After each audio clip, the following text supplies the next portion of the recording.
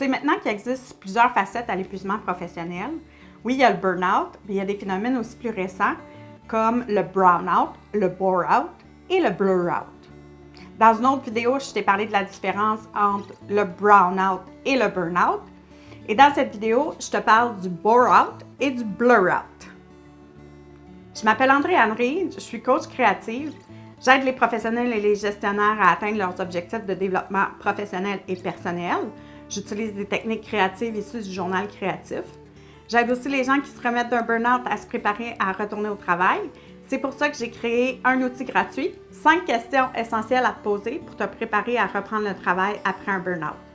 Clique sur le lien dans le descriptif. Le bore-out, c'est un épuisement professionnel causé par l'ennui au travail. La sous-sollicitation, le manque de défis et d'épanouissement professionnel va finir par venir à bout de la motivation de l'employé.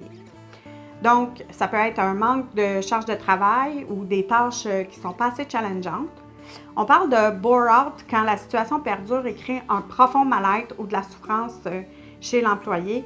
Il va se sentir fatigué, angoissé d'aller au travail et plus stressé.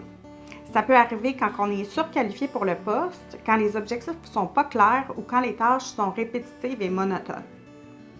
Le burn-out, c'est le flou de la frontière entre la vie personnelle et la vie professionnelle. Quand la vie professionnelle prend le dessus, ça peut créer de l'épuisement.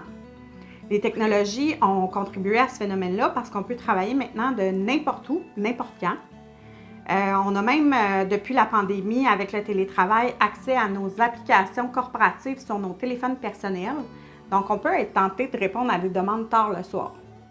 Il y a certains pays, comme la France, qui ont adopté une loi sur le droit à la déconnexion. Au Québec, cette réflexion-là est amorcée et il y a des entreprises qui ont intégré le droit à la déconnexion dans leur politique. Si tu ressens des symptômes d'épuisement, prends ta santé en main, je t'invite à consulter un médecin et un psychologue ou un thérapeute. Si tu aimes cette vidéo, je t'invite à cliquer sur j'aime et à partager à ton entourage qui pourra en bénéficier. Si tu es récemment remis d'un burn-out, tu te prépares à reprendre tes activités professionnelles, je t'invite à télécharger gratuitement mon guide 5 questions essentielles à te poser pour te préparer à reprendre le travail après un burn-out. Clique sur le lien dans le descriptif.